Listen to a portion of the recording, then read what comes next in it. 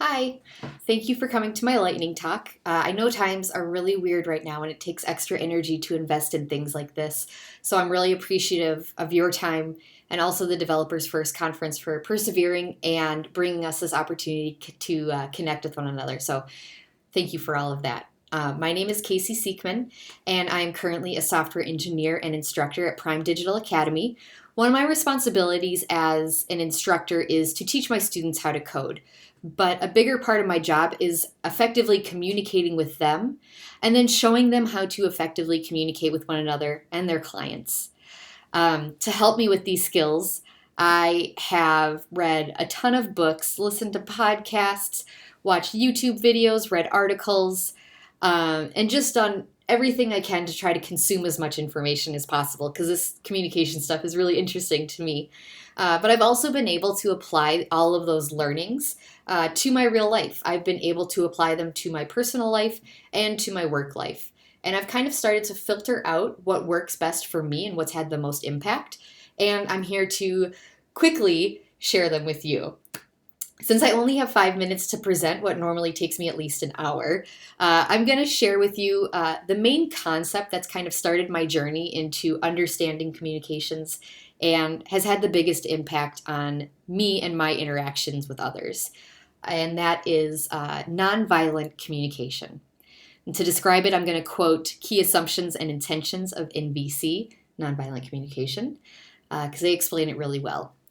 NVC is based on the assumption that all human beings have capacity for compassion and empathy, and that people only resort to violence or behavior harmful to others when they do not recognize more effective strategies for meeting needs. So if you're here for a quick tip on how to solve all your communication problems with one easy step, this is not for you. NVC requires a deep dive into understanding ourselves first, to analyze our thoughts and feelings so we can understand what needs are being met and what needs are not being met. Once we have that information, we're able to collaborate with others to develop strategies and then make requests of each other to help meet those needs. NVC is a guide that helps us reframe the way that we express ourselves and how we hear others. I can only hope to pique your interest today. We don't have a whole lot of time to do a deep dive, so I'm going to break this down into 4 categories of nonviolent communication.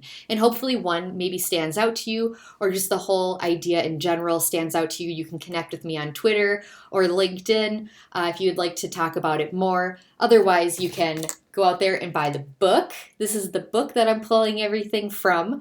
Marshall B. Rosenberg is the author and the guy who came up with this whole concept.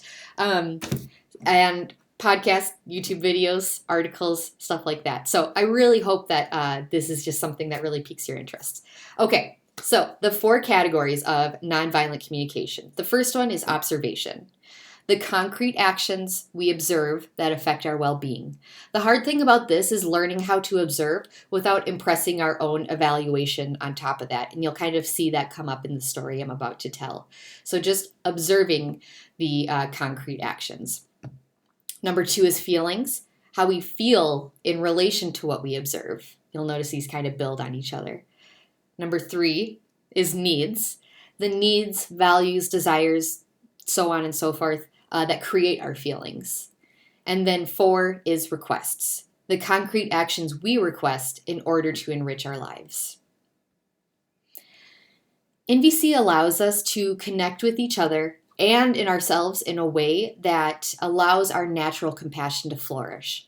I think most humans really have this at their core, that they are built on top of compassion and they have compassion for others.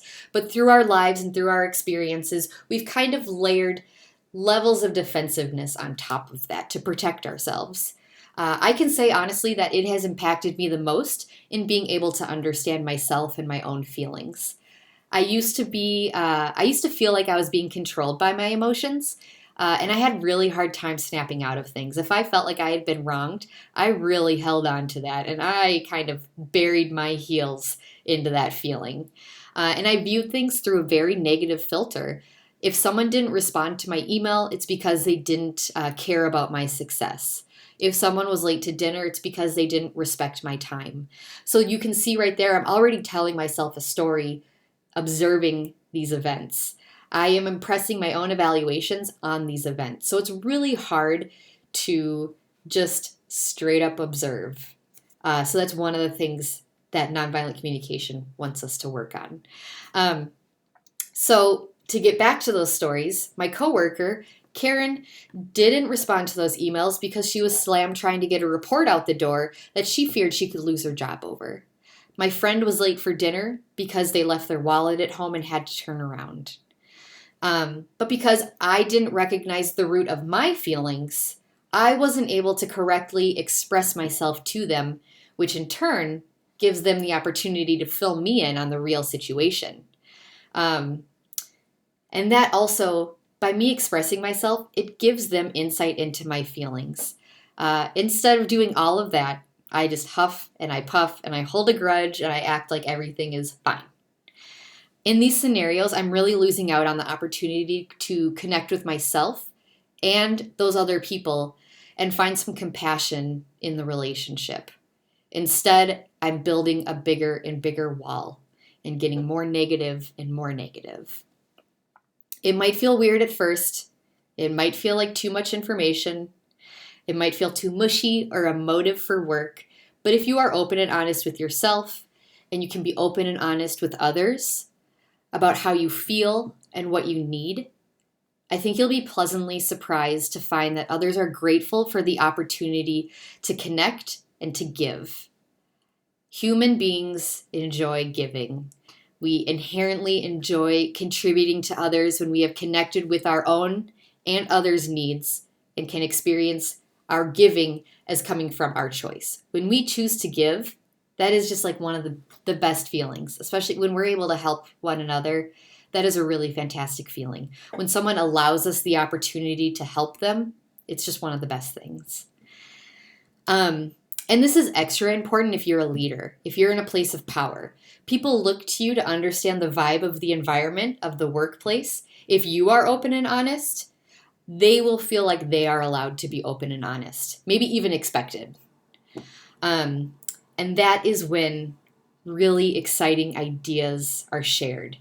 That is when coworkers become a cohesive unit, and that's when you become a true leader. So NVC requires us to give from the heart, to be compassionate, and to care. It's not a silver bullet to fix all your problems, but I think if you start to incorporate these ideas into your life, new feelings, opportunities, and doors will start to open up for you. Again, I'm Casie Siekman. Please feel free to reach out to me on Twitter at Cassandra Danger or find me on LinkedIn. Thank you so much for your time. I really appreciate it, and I hope you have a great day. Thank you.